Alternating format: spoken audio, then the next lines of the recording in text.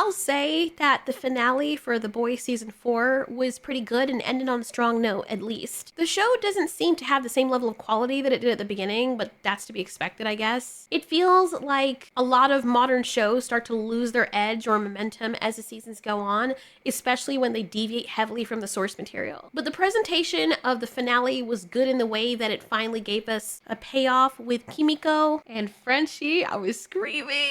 Like, finally! Oh my god, everybody has been... Anyway, and Kimiko, who, by the way, actually spoke for the first time, which is reminiscent of an animated show that I watched.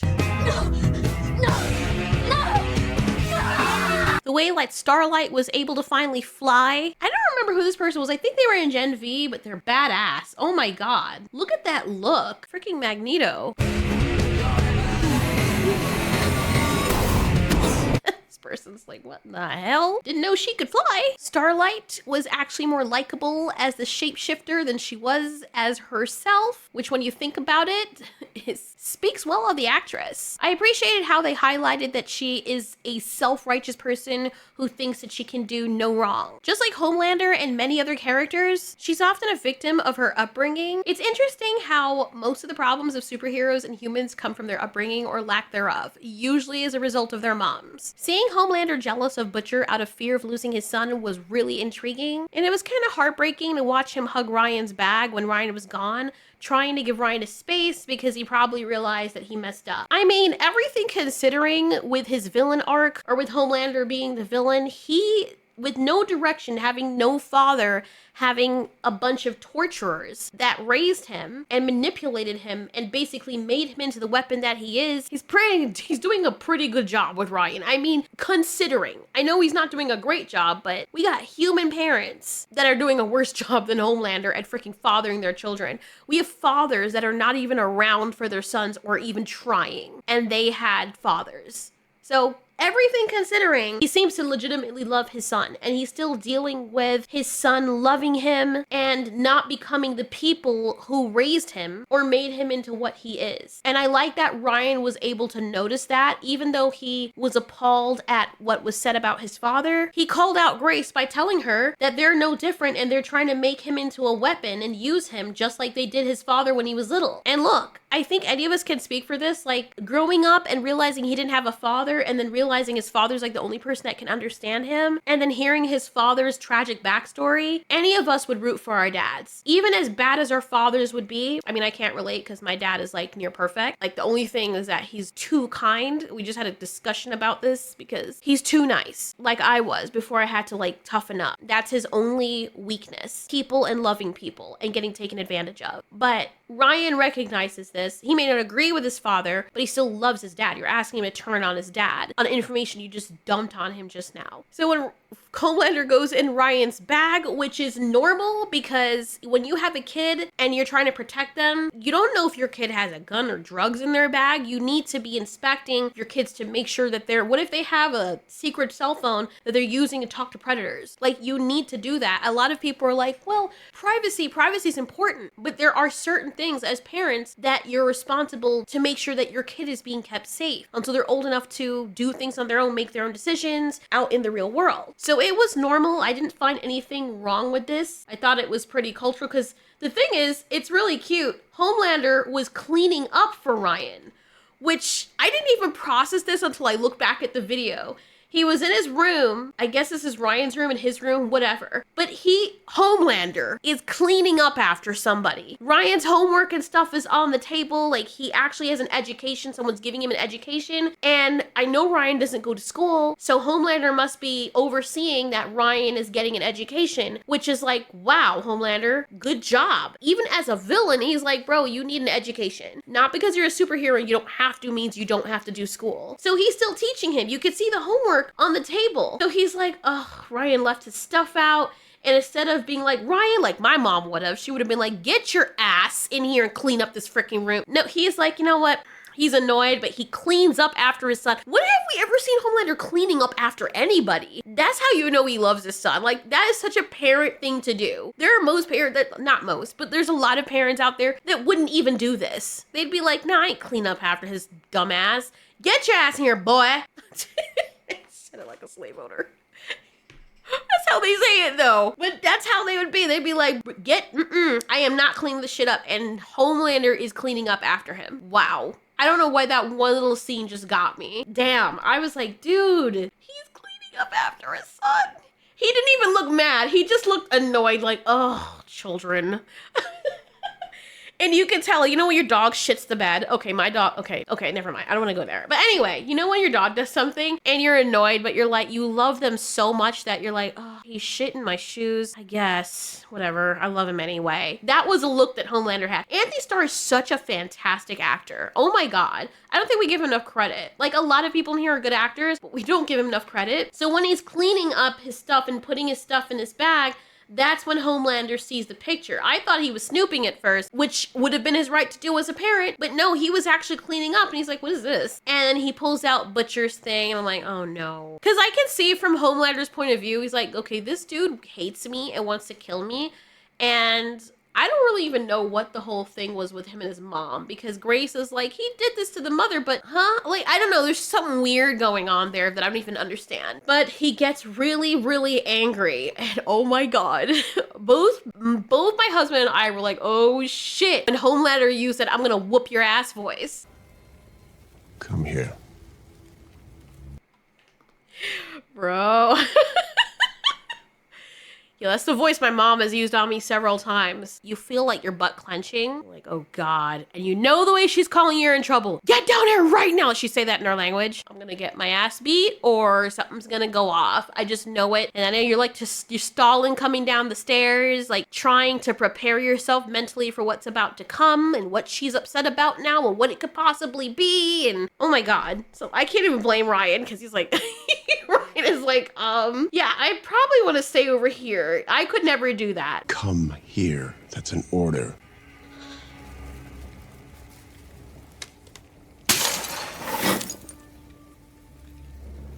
I'm your father. Not him. Oh my God, this part is so heartbreaking. I know Homelander's a villain, and you know, it doesn't excuse any of the stuff he's done, but outside of who he is out there, just like with the Victoria Newman woman, I don't like her. She's a villain too, but the way she is with her child, and when you see her in her moments of weakness, you're like, damn, she's still a human. She still loves her little girl. She does horrible things, but she is human. She has human motivations. At least she does now. When you see her with Samir, her partner, it's just a different person. Like, it's so interesting to see the softness of people, how they are with different people. I think that is so beautiful. Kind of like even my husband, he's got that whole like villain INTJ thing going on with his aura. And I was like terrified of him when I first met him. And then now you see who he is with me versus like how he's on the outside. And that's what made me fall in love with him. Okay, like, never mind. Anyway, this was very pitiful because Homelander, he never had a parent and he didn't want his son to grow up in the same way that he grew up, forced to always be needing love, but all humans need that. But on top of that, he wanted to be a family with Ryan. It's heartbreaking to any parent, even without Homelander's upbringing, when their children leave them, or when you realize that your children don't need you anymore. I mean, I can only imagine. I'm choosing not to have kids, so I'm never gonna know. But I know a lot of parents that do, even my parents. When I was moving out and stuff, my father was like heartbroken because I went out and I got a car and didn't invite him for the process, but I felt like no one was making moves to help me be independent, so I had to be independent myself. I don't agree with some of the things my parents do. Like, my parents believe in having a mortgage and all of that stuff, and I'm like, bro, they believe in credit, and I know that stuff, people require that to live in the world, but I'm not all about like paying for stuff that I can't actually afford. A lot of people living the American dream do that. So I wanted to save up my money and get a car that maybe wasn't as brand spanking new and pretty as my parents' car. It was just mine. And my father told me, I'm sad that you didn't invite me to go car hunting with you, but I'm proud of you that you bought your first car. Like your actual car that you bought with your money. And I felt bad because, you know, it's my dad and me against the world. But I was also trying to move out. But anyway, I can understand where Homelander's coming from here. Not him. I always will be.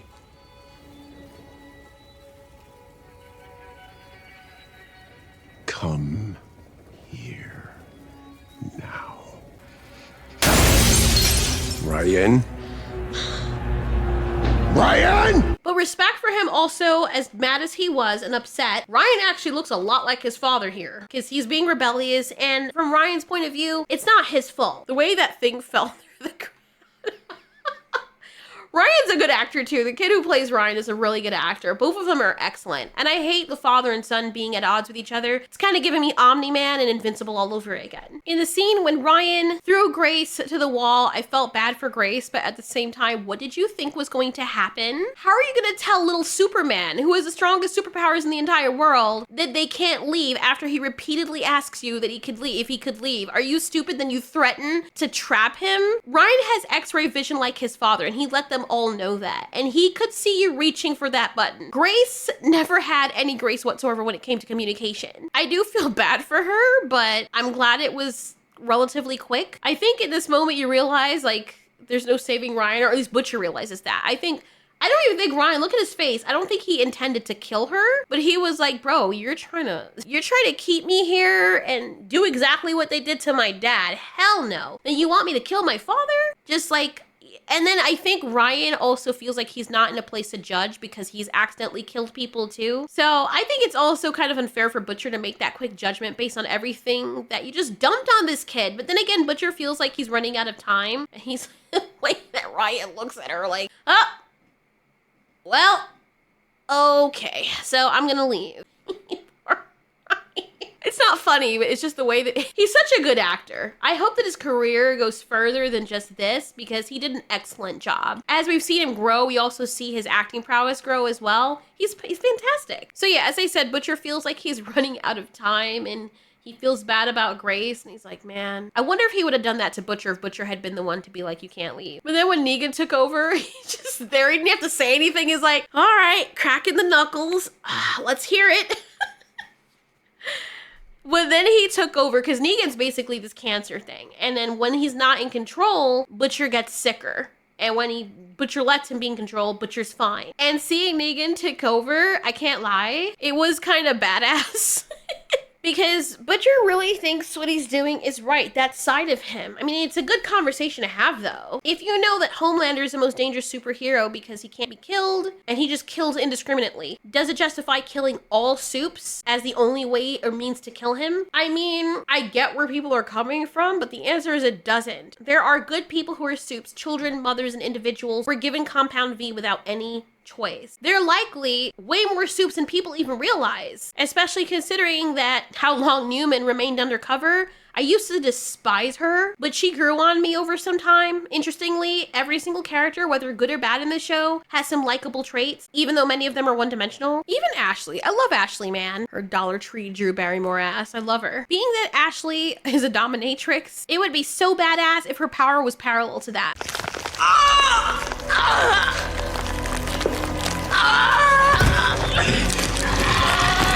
That is when you are taking the meanest shit. Fiber, folks. There's a reason why people told us to eat our vegetables. I'm also glad that Sage is back, and seeing how humble Homelander was, underneath showed how human he is. I do respect him for admitting that he was wrong. He admitted he was wrong with the things he was doing with Ryan too, and that's more than we could say for a lot of the human characters, even though he's a freaking villain. Got your back. I threw you out like garbage. Why would you do this? To see if I could. Thank you. This was so much fun. Whew. Just, next time, listen to me. I still think that Sage is playing everyone, and she's a mastermind with certain things. I wouldn't say she's the smartest person on Earth, even though she claims she is, but she is good at putting pieces together. And her last interaction with Homelander felt like she was putting on a facade. The way her voice was shaking, like she was trying to keep it together. But clearly Homelander would be able to see that her heart was beating very fast, so maybe that's why she played it off as being fun. If that is really the reason why she's doing all of this, that makes her a lot more interesting as a character to me, because she's so smart that she feels like doing this just for the hell of it makes more sense. When you consider that if someone is really that intelligent, they would get bored very, very easily. Fun? Oh, hells yeah, blonde ambition. Buckle up for phase 2.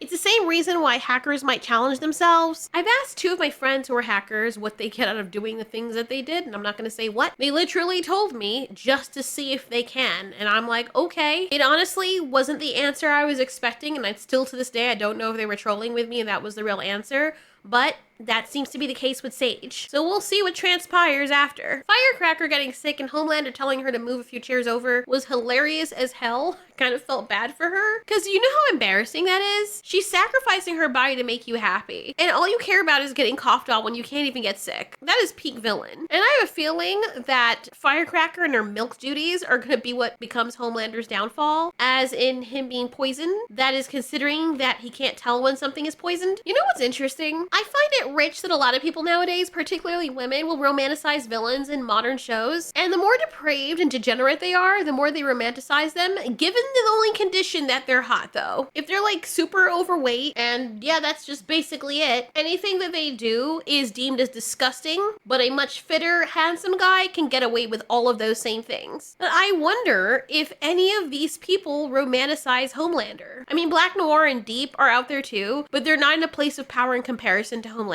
It's gotta be that they're hot and they're in a place of power, or they're badass, or they're villains, vampires, werewolves, rich billionaires, the whole like, but they gotta be hot though. And if they're not totally hot, if they come from a really big place of power, then yeah, that's enough to get girls' panties soaking. Even with all his issues, women who don't like people like Homelander and will be the loudest to shout that those type of people are disgusting. And basically Adolf will be the ones to secretly fantasize about them in erotica or be happy getting their backs blown out by them in secret. Trust me, it happens more than you know. Covered in tattoos, gangly, resembles a stray golden retriever, could ruin my life. True. Colson Baker, that's me. AKA Machine Gun Kelly, also me. It's Machine Gun Kelly, okay?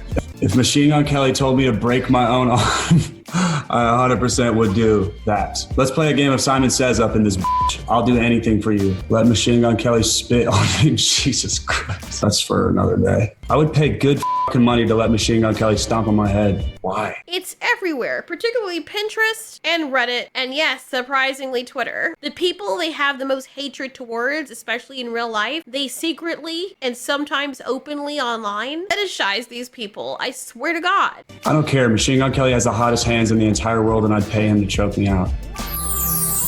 I also find it pretty interesting that Starlight was a better Starlight when she was a villain. That shapeshifter girl was peak entertainment. Although it was a bit convenient that Starlight was able to simply kill her by choking her out, while bullets could not stop this person. But she dies from getting suffocated, and she loses all of her strength all of a sudden when Starlight is on top of her. Yet, she could body Kimiko easily. Kimiko! Like, are we serious right now? Yeah, the writing was trash for that. I'm sorry. I hope when they make it so the shapeshifter girl is still alive, because she really just died off that. Seriously, what the hell? That's Acolyte level writing. We just started a tier of bad writing. The Acolyte would probably be the worst, with Willow being right under it, and the Game of Thrones Season 8 writing would probably fall something close to those. Maybe you guys can make up the ranking system, because you do a better job than I would. It's interesting that they took the Gen V characters from the other show, but it's kind of sad that the male character is now a walking puppet when he had a full personality in the show before. Hey! Also, Deep, I'm glad they showed some flashbacks of him starting to feel the full effects of Ambrosius being gone. I still feel like they botched the writing of his character, because him wanting to kill her just came out of nowhere. I mean, I understand his outbursts of anger, but still, I don't see him sitting there after realizing what he did and then just letting her die and being okay with it. And then turning full 180 like, I'll do anything from you, Homelander, just out of nowhere for no reason. I feel like there was an episode missing there or something. He's all about respect, but yet bowing down to Homelander like that isn't exactly about respect either, but anyway, who cares? And Kimiko and Frenchie finally getting together is the payoff everybody wanted to see. They're the only people in this entire show that have hella chemistry. The whole show could be about them, freaking Bonnie and Clyde over here. They're perfect for each other. They understand each other, so it's good to see them finally deliver on that. I still personally feel like the Colin arc was shoehorned in from out of nowhere for the sake of some added unnecessary drama between Frenchie and Kimiko, but I guess whatever. They made up for it in the finale. Speaking of chemistry, the people who lack the the most chemistry in this entire show, or rather entire series, were Starlight and Huey. And good lord, I cannot be the only person who cannot stand Starlight. I liked her at first, and then she just became a husk. She's so exhausting to be around, and I can't fathom why Huey is with someone like her. I actually enjoyed the shapeshifter Starlight Annie way more than I enjoyed the regular one. All the sessions with the shapeshifter are probably the most sex that Huey's ever had with Starlight in their entire relationship run. This woman, the real Starlight, came off feeling more like his grandmother than his girlfriend. And then this is the biggest ick for me in this show. Twice.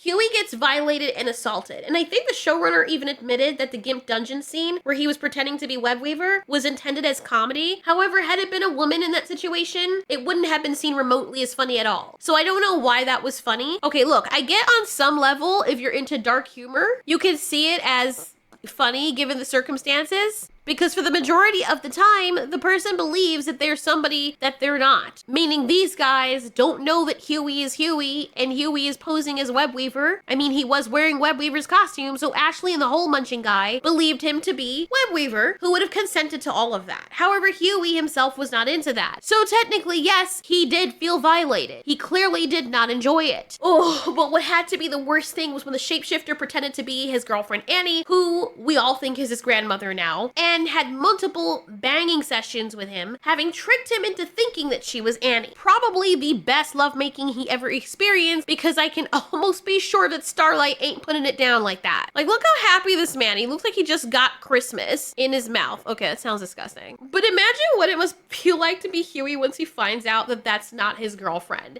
And that's bad enough. But then we have Starlight, who is mad at him and makes it all about her, which is on brand with her, to be honest, and doesn't consider how Huey was basically essayed by a villainous person, and yet she's mad at him. Now, imagine if the roles had been reversed, right?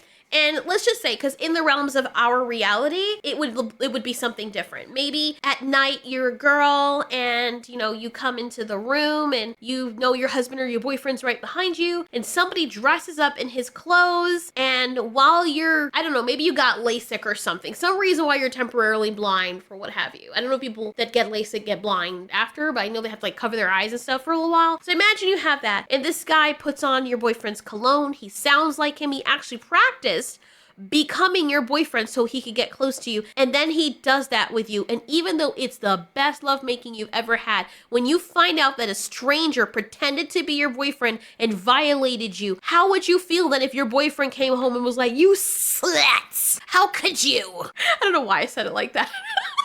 But no, on God, like that is so disrespectful. So you did fuck her? I mean, you know, How many times? had to be less than 20. Oh my fucking God, I was gone for 10 days! She almost always initiated, and again, I cannot overstate this enough. I thought it was you. Yeah, and as long as you were getting laid, you didn't look too close. That's the Annie you want. Down to go down whenever, the perfect girl. Not someone who is depressed or fucked up or comes with any complications. What in the absolute tree-hugging fuck is wrong with this person?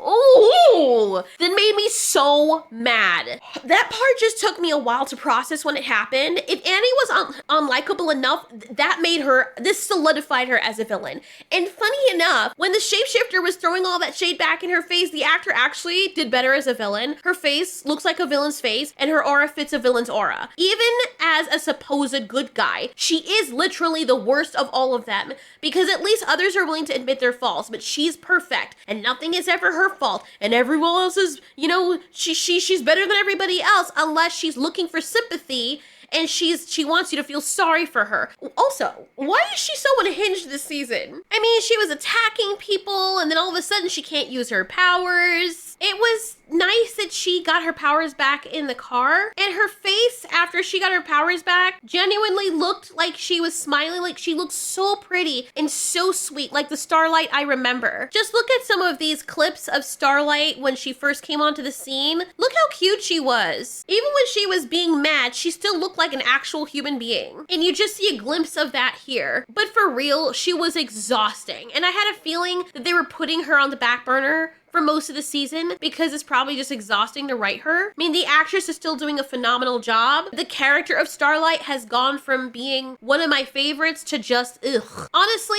after everything that Huey's gone through, losing his girlfriend the way that he did, losing his father, being the butt of the joke, nobody respecting him, having to go through situations to become braver, and having a lot of character growth, which came to a complete halt for a while when they were filling in everything and the boys was getting boring. He deserves so much better, especially after what happened with his father, which was honestly handled quite well in the way that they portrayed it. I didn't want anything to happen to his dad, and I know that Huey felt bad, but I'm really glad that they got to say goodbye. They all deserve that. Huey's basically an extension of his father. This man is a treasure and the sweetest thing ever, and the reason why it hurts so much is because he actually reminds me of my father. His girlfriend that he had, that he lost in front of him when A-Train ran through her, was the catalyst to all of this. I feel like she was a better match for Huey, even without knowing much about her, because she clearly looked like she loved him very much. Keep, laying pipe at your dad's place, trying to be all quiet, staring up at that dumb Billy Joel poster.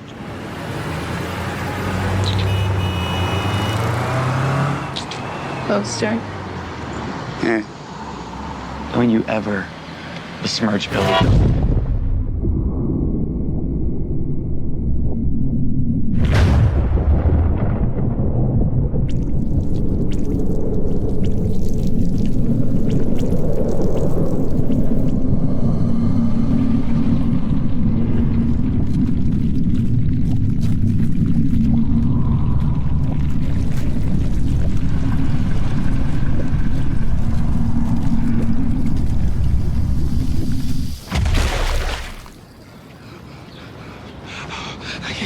I can't stop.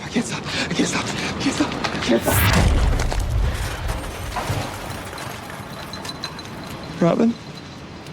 Can you consider everything that Huey has gone through, watching this happen in front of him, and not even be able to bring the person to justice, them not even apologizing, him losing the love of his life as he was kissing her, holding her in his, oh, boyfriends, don't hold your freaking girlfriends on the side of the street, bro. Like, why are you on the sidewalk and she's in the street? Stop.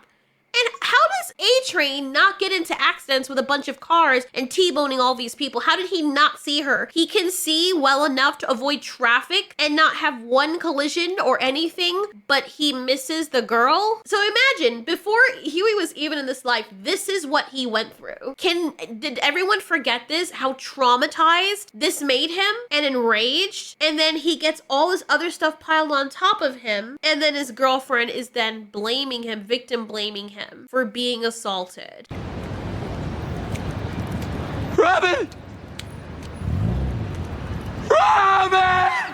He is screaming as he is still holding the charred, severed hands of his girlfriend, not being able to even hold her body one last time to say goodbye because she is now what is the equivalent of a big puddle of blood and bone and flesh. Like, there's literally none of her to even pick up. Just fragments of bone, not even an intact skeletal structure. He doesn't even know what to do. He's just left on the sidewalk alone, holding her freaking severed hands. That is all he has left of her. No face, nothing for the freaking mortician or the people who put people's bodies together to present them for funerals or wakes. No, there's no possibility of that. He can't even hold her dead body. What is he gonna hold? She's ketchup now. She's ketchup and garlic and freaking cilantro. Like, it's so disgusting how people just look at Huey and be like, oh my god, Huey's so funny and silly. And everyone forgets that this man has been through hell. And then on top of it, he has Starlight, his new girlfriend, victim blaming him for being essayed and making it about her because she didn't get to have that proposal and have the ring put on her finger. Are we actually fucking for real? Starlight seems like the kind of person who would step on Huey's balls for most of the relationship, then not let him see the kids and be cold and bitter for the rest of her life. She kind of is already doing that, but I feel like Huey loves with all of his heart and it's already gone too far for him to abandon her. I've been through this with people who just suck the energy out of you. They love you and are attracted to you because you're happy and optimistic, but then after a while, they're exhausting because they're not giving you anything back. They're just taking all of your positive energy for themselves while giving you negative energy, whittling you down year by year, day by day, and you stay with them because you love them so much, but being around them is like a dark cloud and you feel and convince yourself that you're doing this because you love them and you're trying to help them out and make them feel better because it's worth sacrificing your mental health to make them have an ounce of happiness. But they make you feel like you're the enemy or villain for even daring to consider a life without them. And Starlight, who was supposed to be the love of his life now, who was supposed to be a hero, who was supposed to be the person who loves him, straight up gaslights him in this manner in the show. Tell me, why are we supposed to root for this person? Look at her. She looks like a fucking villain. Ugh, she's disgusting. And you can blame some of that on her mom, but she's an adult now. Just like nobody is giving Homelander a pass for what people did to him as a child, I feel like he has more of a reason to be the way he is given how much he's been a victim of the environment in which he was raised than Starlight. Homelander obviously has a screw loose based on his upbringing and what they did to him, which I think they handle very well in the show. His revenge, I didn't feel sorry for any of those people, sorry. Powers or not, they experimented on and abused children. They tortured them. Let's not pretend that those people are innocent. Starlight, though, has no excuse because she already knows the difference between good and bad. I mean, Homelander does too, but Starlight didn't grow up in a freaking lab and wasn't tortured beyond repair till she mentally snapped. And oh my god, her mommy putting her in beauty pageants and her having to look pretty. Oh my god, her growing up with a silver spoon in her mouth and thinking she's better than everybody was such a torturous life. Give me a break. She grew up and emotionally tortured other people while she was growing up, and now she's the victim and the good guy. The irony of the shapeshifter being locked in the bunker with all of them is that even though the shapeshifter is supposedly dead now, which still makes no freaking sense, I still feel like Starlight is an imposter among all of them because she's the only one out of the entire group who feels like a villain and feels like she doesn't belong there. Mother's Milk is a bit self-righteous as well, but at least he's somewhat likable. Like, I still like him. He looks dried up now and like way too small, and I know that it's probably for the health of the character, but considering the role that he played, the gentle guy who was like a father figure but was super muscular, it doesn't quite translate with him looking smaller than Butcher and almost as small as Huey. Sorry. But at least his character is still likable when he's not being totally judgmental, which I feel like he wasn't totally like that before.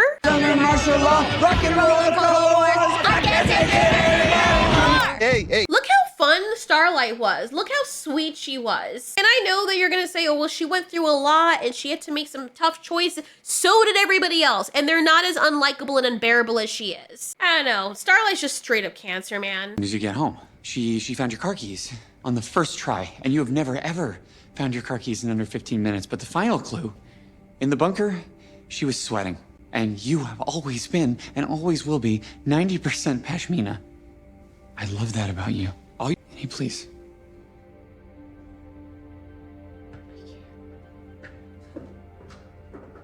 No, I'm sorry, baby, that happened to you and that somebody used my face to essay you. Really? Really? Oh my freaking days. I know I spent a lot of time ranting on that, but I just feel like, okay, this is written by somebody who was like staunchly progressive, and yet this is the narrative, unless he really hates Starlight, because that's what it's giving with this season. But good lord, she's a horrible person, and this is so problematic. I mean, it's the boys, so it makes sense, I guess, but I hope he's not coming from the angle of, well, she's a woman, so it sucks that, you know, that happened to her, that her boyfriend should have known better. Wow. Anyway. Like, I would actually be like, me and my husband had this discussion, and I was like, look, if a shapeshifter or my twin came in and y'all got it on and you didn't know that was my twin, I would still be flattered because at least you didn't cheat on somebody else who looked nothing like me. You literally cheated on me with myself. So why are we really freaking mad? This bitch is the worst. She's just a fucking narcissist. All right, anyway, off of all that freaking junky pizza, moldy, cock-mouthed crow, I think that this was a weak season, but the finale did kind of redeem a lot of it. In my opinion, this season could have been condensed into like 4 or 5 episodes. There was just way too much filler and a lot of malice in the writing for the boys. I believe the show's run its course and should come to an end. We don't need 6 more seasons of this, for crying out loud. It's starting to feel like The Walking Dead, which I stopped watching after Negan's arc because it just didn't make sense to me. They should have ended the show when Rick was about to kill Negan. Save him. No! Maggie! No, he can't! No! No, he killed Glenn! We have to. We have to end it! Rick!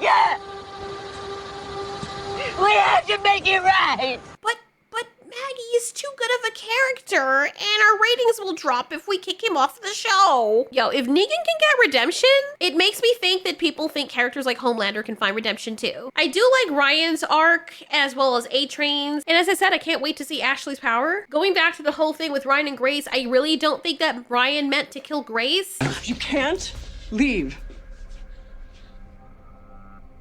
Wait. These walls are 6 feet thick. This is the CIA's Hazlitt safe house designed to hold people like you. I could seal us in here, flood the room with halothane, and we all take a nice long nap. But I don't want to do that, kiddo. You planned this. All along, you brought me here to trap me. No. I think he will have a confrontation with his father and will have to reluctantly challenge him, but I really do hope that there will be some kind of redemption for Homelander as well, given his tragic backstory, though I understand that not every villain can have redemption, nor should they. And now I'm just looking back at the scene, that the long nap that she was talking about was probably death. So she straight up threatened to kill him if he didn't kill his father. Like, that's what a long nap means. I thought it was just like a literal nap, but then why would Ryan be so scared? And I'm like, oh, she's talking about killing all three of them. Like, what in the cranberry juice? How did you think that was anyway? But it's interesting to see, you know, when they do the whole speech about forgiveness and redemption, when it comes to Victoria Newman and all the horrible things she did, I wonder if they're going to keep that same energy with Homelander. Should he ask for forgiveness as well? Or should Ryan ask for forgiveness or lead the way with showing that he can be forgiven and keeping Homelander in check, because now he's literally the only person that can kill him, along with Soulja Boy probably, if he's out there. Are they gonna be like, no, you're too far gone? Because if that's the case, they're hypocrites. Also, it would make more sense to get along with the Supes that are very powerful, given that you have to cohabitate with them. You know, it doesn't make sense to be on bad terms with people that can end you in an instant or overpower you. It's like seeing aliens come to Earth and then bullying them or tossing hands at their head when you know that they have the technology to obliterate the entire planet in a second. That's stupid! Use your common sense. Did I help you? You're locking me in a cage unless I agree to be your weapon, just like they did to my dad. That ain't the way it is, honest. Let me go. Ryan, when I lost my grandkids. Man, fuck them kids, bro. All in all, I'm not gonna say that I like the entirety of the season because I thought most of it was trash. Okay, that's a bit harsh. A lot of it felt useless and it didn't feel like the boys in a lot of, especially the earlier half of it. The last episode of the finale kind of made up for some of that because at least it feels as though we're starting to go in another direction and things are kind of moving along. At this point, I just want to see the conclusion of the show. I'm done with this ride and it's overstayed its welcome a bit.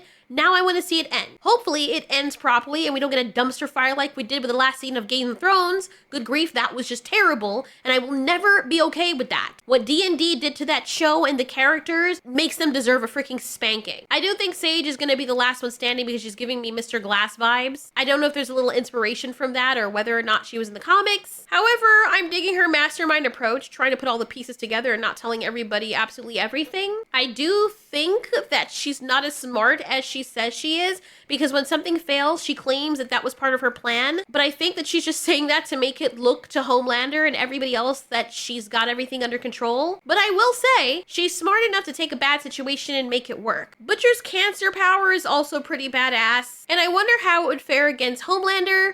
Anyway, that's all my thoughts for now, aside from the glaring plot conveniences that I've already mentioned in previous videos of this season. It ended on a decent note. Let's see what happens, because they all get captured, and this next season is supposed to be the last, I think, hopefully. What did you guys think?